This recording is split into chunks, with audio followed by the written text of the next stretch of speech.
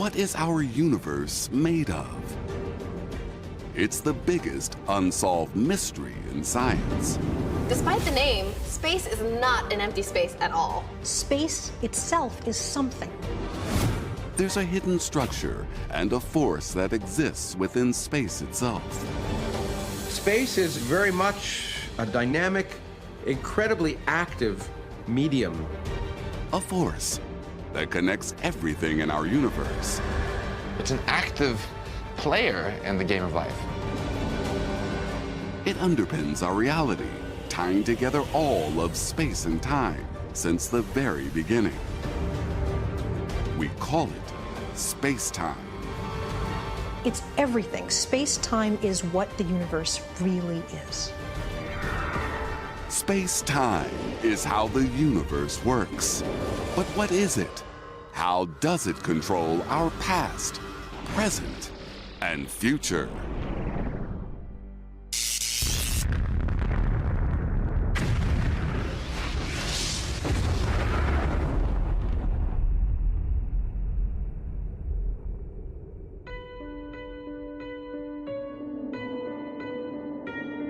We can't see it. We can't touch it.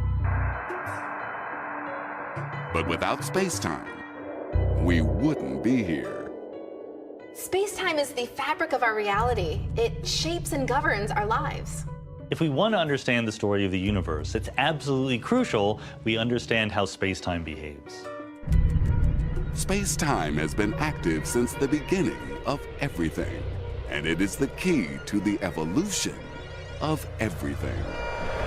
We have to understand space-time in order to understand the history of the universe, to understand how the universe began, how it evolved, and what's going to happen in the future. The story of space-time is the story of our universe. To know how the story plays out, how it will end, we need to go back to the very beginning. To a time when there was nothing, no stars, no space. A time before there was time. Then, all of a sudden, our entire universe was born in the Big Bang. It started in an instantaneous moment where from nothing our universe was created. The very definition of the moment of the Big Bang is that space and time were created at that instant. It is, as far as we currently know, the coming into existence of space and time itself. The infant universe, a tiny speck of energy in space-time, materializes from nowhere. Then, the universe suddenly expands. The idea of inflation is that a very tiny region in an incredibly short amount of time, far shorter than a second, grew by many, many, many orders of magnitude. So imagine myself suddenly becoming the size of a galaxy. In a fraction of a second, the universe grows from smaller than the size of an atom to the size of a baseball. In cosmic terms, it's like a grain of sand growing to almost the size of the observable universe. The universe, at the instant of inflation, actually expanded faster than the speed of light. It seems to be a violation of everything you've heard in physics. You may be thinking, hey, Mr. Astronomy Guy, nothing can move faster than the speed of light. And it turns out that's kind of true. But the rule is, nothing can move through the universe faster than the speed of light. In inflation, it's space itself that is expanding. So there is no violation, there is no paradox.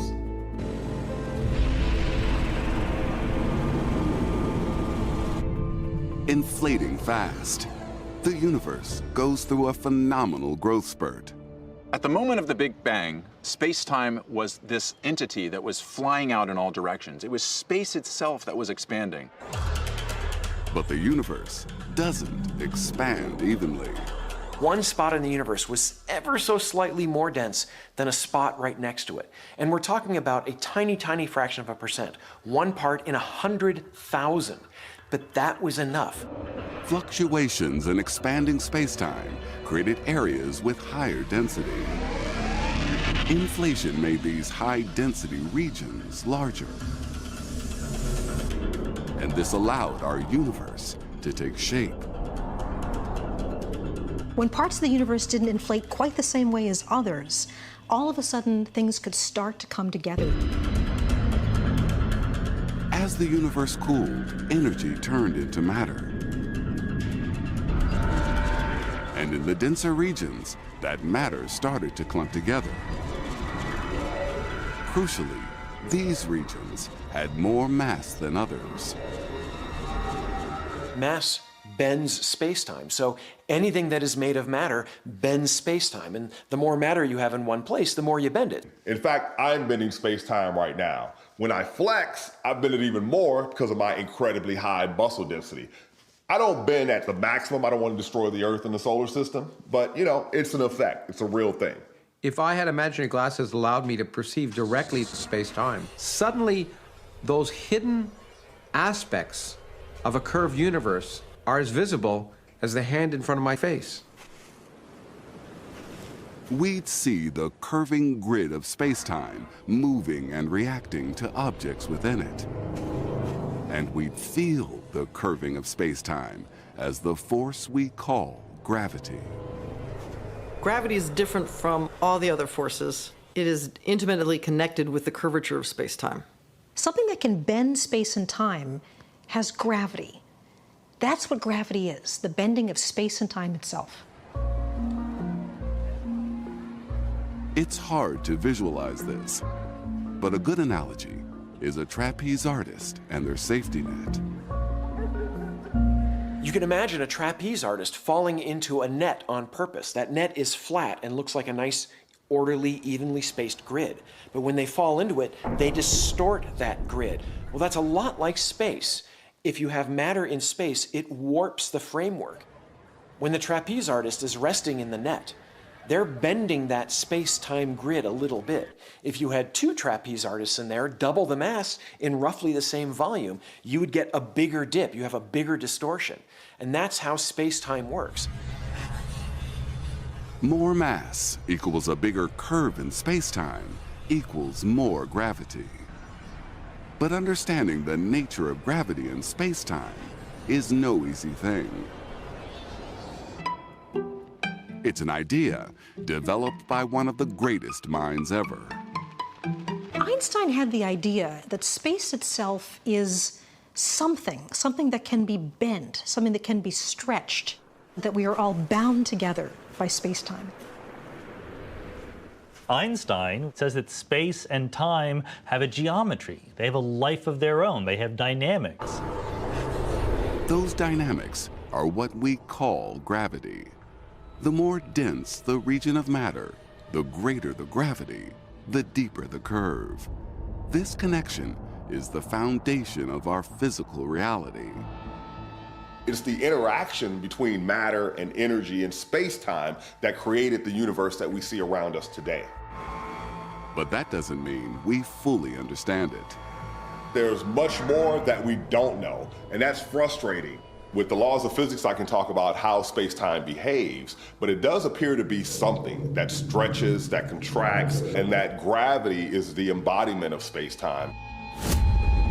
Born in the Big Bang, space, time, and energy combined to create our infant universe. These basic materials were the foundations. But how did we get to the incredible, complex structures we see today? How did space-time build our majestic cosmos? When we marvel through our telescopes at the fantastic structure of our universe and its galaxies, you gotta ask, where did that come from? Matter in the universe arranges itself on a vast cosmic web. Galaxies and galaxies clusters are strung out on sheets and filaments. It seems this intricate web is organized by a cosmic architect. Space-time.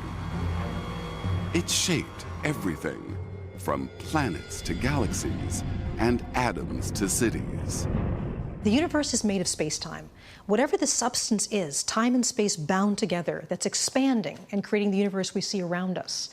It's everything. Space-time is what the universe really is. It's a hard concept to grasp, and even harder to visualize. Scientists observe the universe in different wavelengths of light. This is the sun, in visible light, X-ray, and ultraviolet. Imagine if we could see it in the space-time spectrum. We would see space-time distorting as objects move through it. Space-time can warp and push things around. It can expand and pull things apart. But it's the shape of space-time that dictates how we experience it. Imagine you're in your car. You go up hills and you go down hills. So the shape of Earth's surface determines how you travel across Earth's surface. In the same way, the geometry of space-time determines how light and matter move through space-time. The rules are simple. Any object with mass tells space-time how to curve.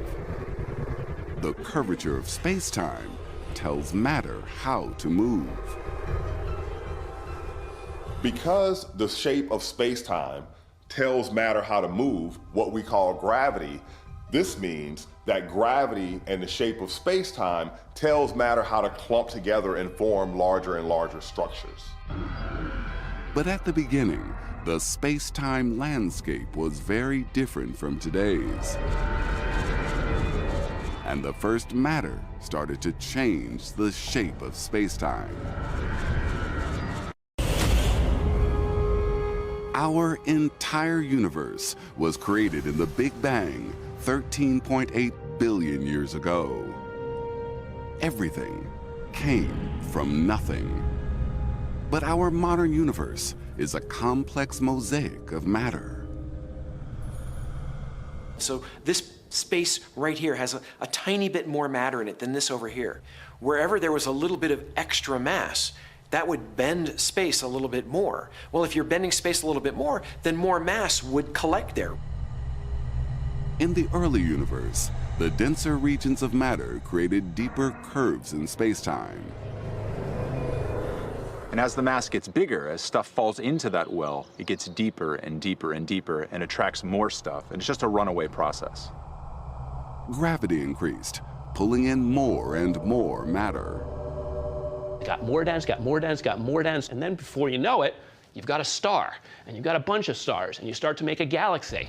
And these stars evolved and began forming large structures. They sort of burned through all their nuclear fuel and exploded, and they made all the heavier elements.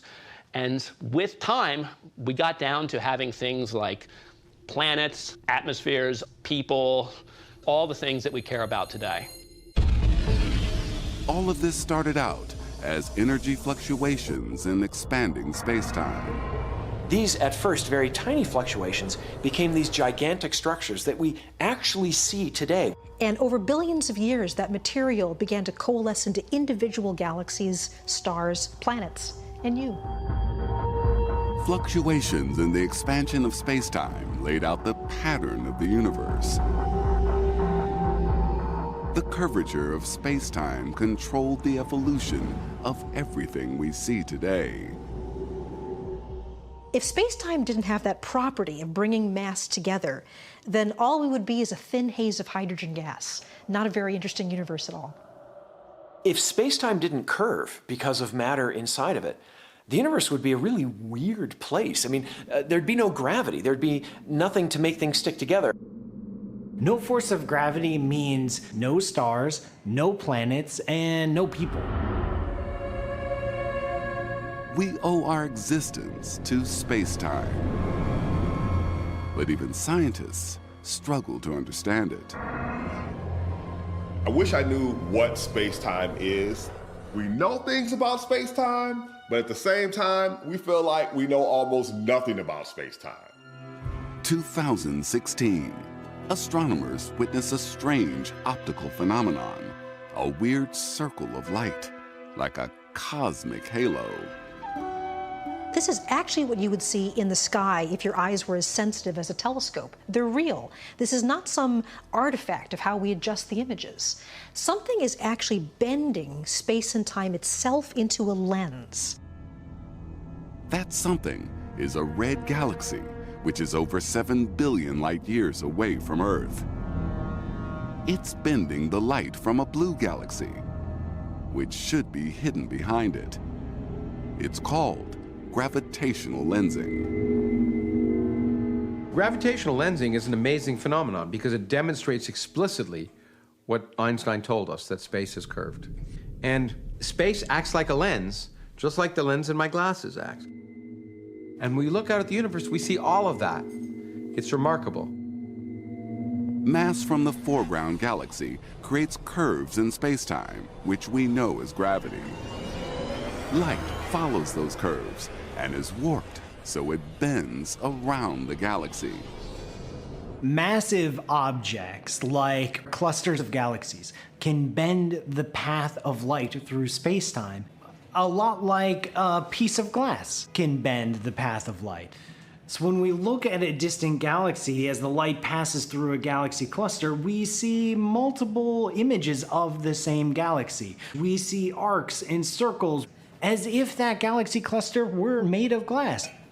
We are seeing the warping of space-time literally played out in front of our very eyes. The amount of warping is dictated by the mass of the object.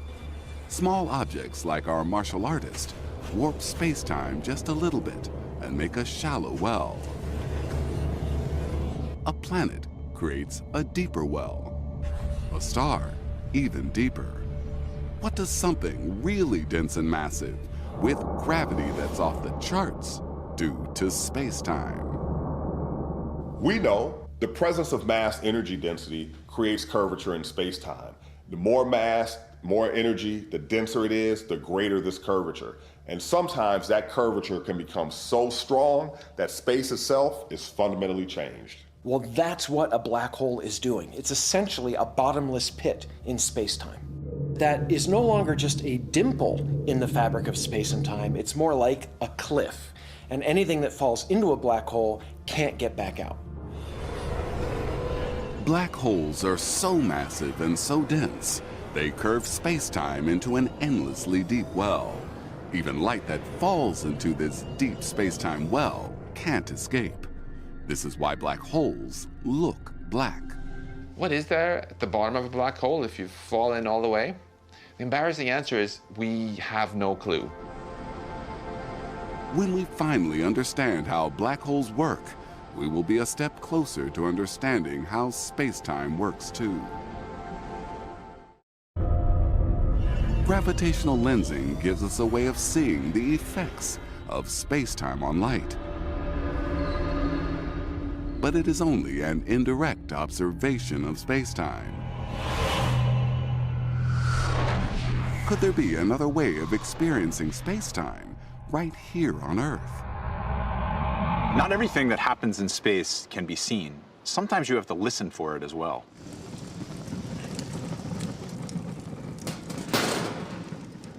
Believe it or not, space is a material much like this iron sheet. And like this iron, space can distort. If I put a very heavy weight on this sheet of metal, its shape is going to change and it's going to distort. Amazingly, space can carry waves, and so can this iron sheet. But to get this sheet waving, you need something really powerful. Something like me and my hammer.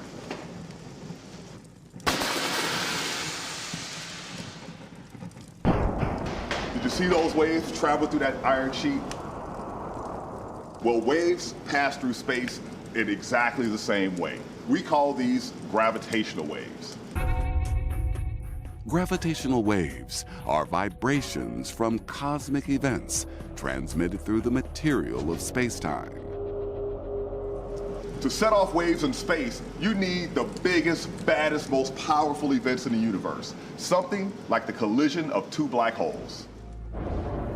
When two black holes collide, the energy release sends shock waves through space-time across the universe. By the time they reach Earth, they're so small, they're almost immeasurable. But in 2015, scientists at the LIGO Observatory made a groundbreaking observation. They had detected ripples in space-time, gravitational waves. Rumors began flying, but it became clear after a while that this was indeed the first direct detection of gravitational waves seen by man-made instruments on the Earth. When we discovered gravitational waves, it had been so long that we've been waiting for signals. Not only did most of us not believe it, I went so far as to be so skeptical as to look into all kinds of conspiracy theories for ways it could be fake. When I saw this data, I still think back on it now, and the emotional impact it has on me. The only thing comparable is when I saw my daughter's face for the first time after she had been born. It was that kind of an emotional impact, just having all of this thing that we had worked for coming to fruition in one moment. It's mind-blowing. We can actually hear these gravitational waves on Earth.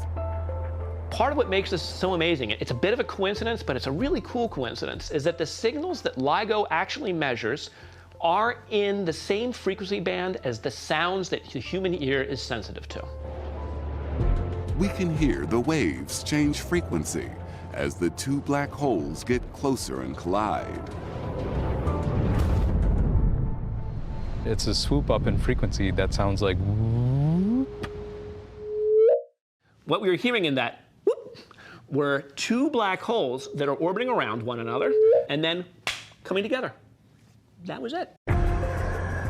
Listening to ripples in spacetime has given us a powerful new tool to investigate the universe. We are now hearing things in gravity for the first time. It's a sense that we have never been able to apply to the universe, and we're beginning to learn what is out there. We were able to hear the gravitational waves because the event that formed them was colossal, large enough to generate waves that were detected billions of light years away by LIGO's twin facilities. But smaller gravitational waves move through the universe all the time.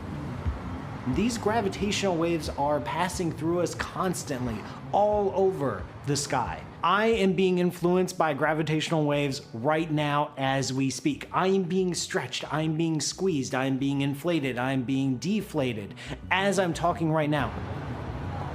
Most ripples in spacetime are too tiny to detect. But this new way of observing our universe is changing our understanding of spacetime.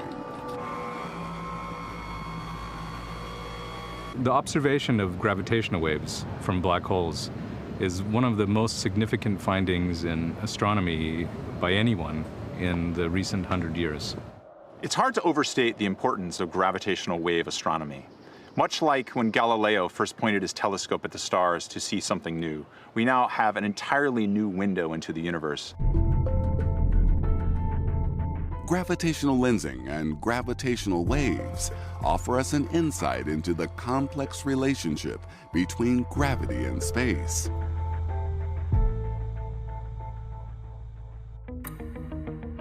But what about the other half of the equation, time? But it turns out, it's space-time. Gravity not only distorts space, it actually distorts time, too.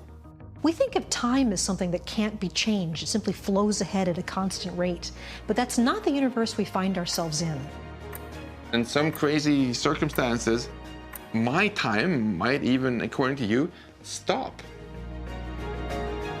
It may even be possible to travel through time and go back to the future.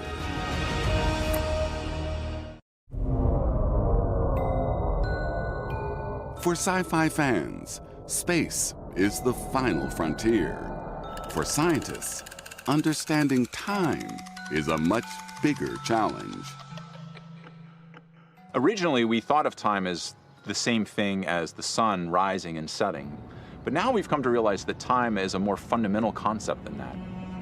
Time isn't just something that passes. Time is an essential part of our universe. It's part of the fabric of spacetime. The Big Bang was the beginning of space and time.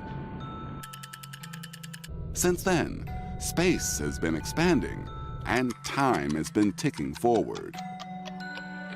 It's been doing this for 13.8 billion years, creating the universe we see today. Space and time are tied together. They're the same thing. So when matter influences space-time, it's not just creating deformations in space, it's also affecting the flow of time.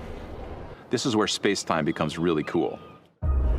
Just as gravity bends space, it also distorts the flow of time. This isn't how we perceive time. This is actually the rate at which time flows. Very massive objects can warp and twist space-time itself. So not only is space distorted, but time itself can slow down or even stop. The stronger the gravity, the greater the distortion. What has the most gravity? A black hole. Out in space, near a strong gravitational tug from a black hole, clocks can do funny things, and this is where things start getting really interesting. Around a black hole, space-time warps and twists, slowing down time. Scientists dream of sending a probe there to test their hypotheses. There's a famous way of thinking about this called the twin paradox, where two twins are born at exactly the same time, right? So they're the same age, but one of them zips very, very close to a black hole, hangs out a while, and then comes back. If I had an identical twin who stayed back on Earth while I flew near a black hole, when we had our daily video phone calls, he would see me go, "Hi there," and I would see him say, "Oh my goodness, I'm a little bit concerned about you because you're talking so funny." We would literally notice that time is running at a different pace for the other one. The closer to the black hole, the slower time passes. If instead of coming back home, I accidentally fell backwards into the black hole, my twin back on Earth would see me slow down even more and go, "Oh!" and completely grind to halt and seem frozen on the event horizon. Time appears to stand still. I would just have a sinking feeling that I would never be able to come home again. But if the twin could escape from the black hole, he would be returning to the future. Maybe it's only been a few days or weeks experienced by the one that traveled to the black hole, while the other is, gray-haired and has grandkids by now, has lived decades here on Earth. The black hole warps space-time so much that the ultimate science fiction fantasy becomes reality. Time travel is a staple of science fiction, and we know that time travel into the past appears to be ruled out in our universe. But time travel into the future is totally acceptable. Time travel isn't possible just yet, but space-time has a very real effect on our daily lives. It controls how we age. The key to different rates of flows of time is gravity. If you experience a different gravitational environment, you will have a different flow of time. As I climb up these stairs and I put myself further away from the mass of the Earth, my own clock runs a little bit faster. If you go down closer to the surface, the more your clock slows down. We have sensitive enough clocks that we can measure this different flow of time. Exaggerate this effect, and we would see the flow of time change in front of us. Those closer to the Earth would look slowed down. Those higher up, the opposite, which means the wealthy in their penthouses actually age faster than the people on the ground. This is a mind-blowing concept, but it's reality. Earth's gravity even controls time high above the planet. 12,500 miles up. Global positioning satellites, crucial to navigation systems, orbit the Earth. We here on Earth use the global positioning system as a way of getting around. Okay, most people these days would be lost if they have to go more than about a kilometer from their house unless they have their GPS app on their phone to tell them where to go. The GPS receiver in your cell phone bounces signals over 4 satellites to figure out where you are. It's an exercise in precision timing. On board each satellite is an atomic clock. The weaker gravity in orbit means the satellite clocks tick fractionally faster than those on the ground. If we didn't know to correct for the fact that the clocks in our satellites move at different rates, the GPS system here on Earth would not work. It would actually lose accuracy at such a rate that the entire global positioning system would become useless in less than an hour. We correct for that every moment of every day.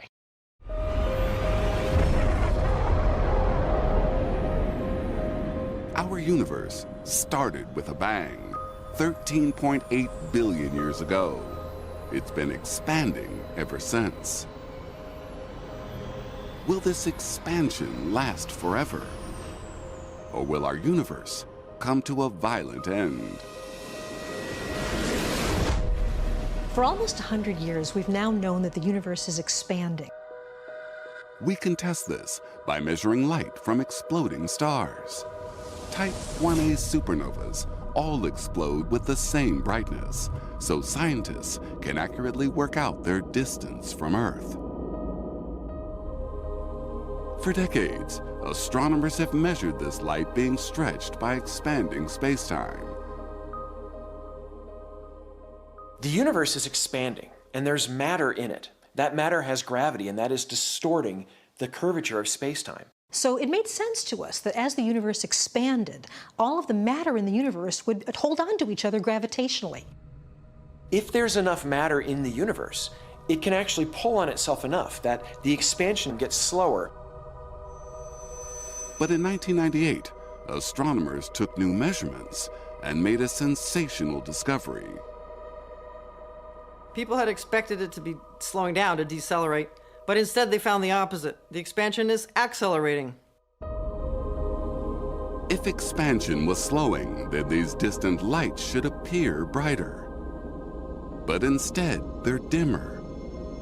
They're getting farther away, much faster than expected. It could only mean one thing. That expansion is getting faster. It's accelerating every day. This discovery turned our understanding of the universe upside down. For the first 7 billion years of the universe, the rate at which the universe was expanding was going slower and slower. But then something crazy happened. It was as if gravity had become the opposite. Instead of attracting the galaxies, it was almost as if it was pushing them apart. Was gravity losing its power? Or was there something else pushing space apart? There's another ingredient in our universe, an ingredient that behaves very oddly. A mysterious quantity called dark energy. Like space-time, dark energy is all around us. We can't see it, but it makes up 70% of the stuff in our universe. But what exactly is it? Dark simply means that we have no idea what it is. We don't know what form it is in. Something is pouring energy into the universe, causing it to accelerate. We don't know what it is. No clue whatsoever. We don't have the slightest explanation. It's the biggest mystery in science today. Dark energy behaves in mysterious ways. Ordinary matter is attractive. Dark energy is repulsive. That's why it's causing an acceleration. Ordinary matter feels gravity, it comes together, but this stuff doesn't. Is dark energy a new force in the universe? Or like gravity, could it come from space-time itself? Dark energy may very well be a property of space-time. It may be that space itself has an energy, and it's this energy that's driving it to accelerate in its expansion. Dark energy is a thing. We don't really know exactly what it is, but it will have a huge effect on the future changes in the universe. So what will happen if dark energy keeps accelerating the expansion of our space-time universe? Because of the presence of dark energy, it'll expand faster and faster and faster, which means the universe is going to become a lonelier and lonelier place to be. All the galaxies are accelerating away from each other. The universe gets dimmer and dimmer and colder. Everything gets darker and more desolate, and right now that is the leading candidate for what's going to happen in our future. Our space-time universe eventually freezes. The Big Freeze is the ultimate endgame of the universe as we know it.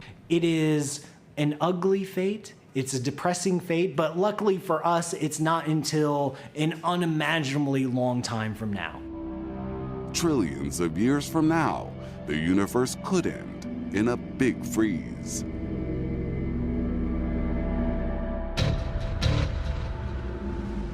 But a 2017 study hints at an even more frightening possibility. Dark energy might be getting stronger. One horrible scenario for the ultimate fate of the universe is if dark energy eventually grows so strong enough that it can overwhelm the gravitational attraction of a galaxy itself. It's even able to rip black holes apart. The very fabric that holds everything together could be ripped apart. This idea is called the Big Rip. First clusters, then galaxies like our own Milky Way will be torn apart. Then our solar system will break up. And in the final half hour of the universe, the Earth will explode.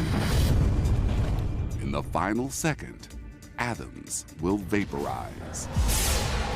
Everything in the universe would individually be torn apart by the expansion of space. We don't understand dark energy. Is it constant? Is it getting stronger? Is it getting weaker? At this stage, we simply don't know. The future of our space-time universe hangs in the balance. Will it end in a big rip? A big freeze?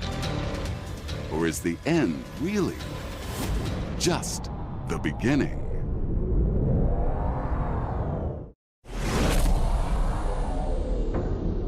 Space-time controlled our universe's birth, and it will dictate our universe's death. Now we are discovering these two events may be linked, but they reveal a flaw in our understanding of the Big Bang. Everything we can now see, all the matter, all the energy in our universe was once contained in a region smaller than the size of an atom. We call this tiny, infinitely dense point a singularity. Singularities are predicted by the general theory of relativity. But the universe is also governed by another set of rules. Quantum mechanics. Quantum mechanics is our description of the subatomic realm, of fundamental particles and fields and forces and how they interact. Quantum mechanics say that nothing can be infinitely small or dense. So singularities can't exist. This means that the two theories that govern our existence are at loggerheads. The quantum viewpoint and the general relativity viewpoint couldn't be any more different. They bicker, they argue about the details. They are fundamentally incompatible with each other. These two things don't match, and that's been a problem with physics for the last 100 years. The biggest crunch point, singularities.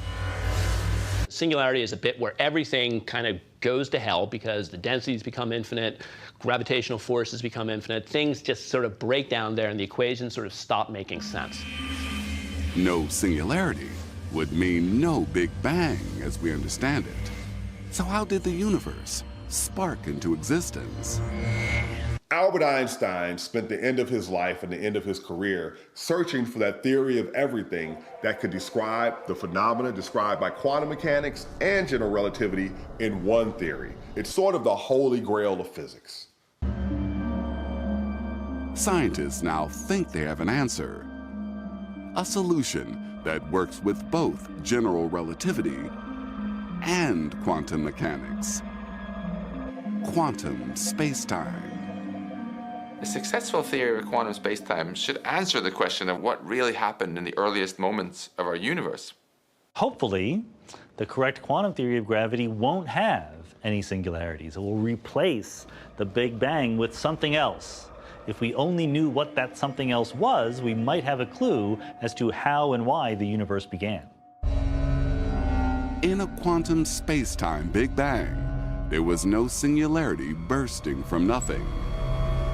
The universe formed from the remnants of another dying universe.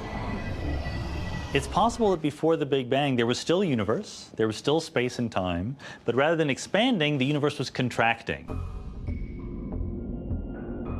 Perhaps universes don't end in rips or freezes. Perhaps they collapse. An ancient universe expands, but then begins to collapse under its own gravity, crunching space-time down to a speck. But instead of forming a singularity, space-time explodes out again. As matter gets more dense, then as the matter crunches down, this force will push everything back out. The universe would bounce and reignite in a new round of expansion, a new Big Bang. What we perceive as the Big Bang is the aftermath of that bounce.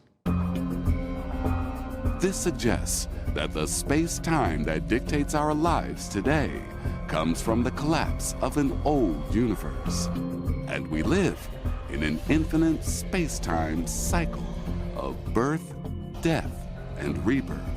A bouncing space-time universe.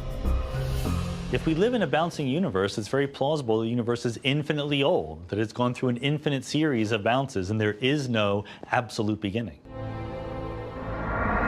We barely understand space-time. Perhaps we will never understand it completely. But it's clear, without space-time, we would not be here. Space-time is something absolutely real. It's really part of the fundamental architecture, the furniture of reality. To really understand the ultimate fate of our cosmos, it's not enough just look more with our telescopes. We also have to understand the basic nature of space-time. I think the biggest thing to take out of all of this is that the universe is weird. To many people, it seems like we're taking drugs and making it up and writing it down. The answer is we're driven to this craziness. The universe is crazier than we could have imagined. You really are right now living in a far more complex and beautiful universe than the human mind can comprehend.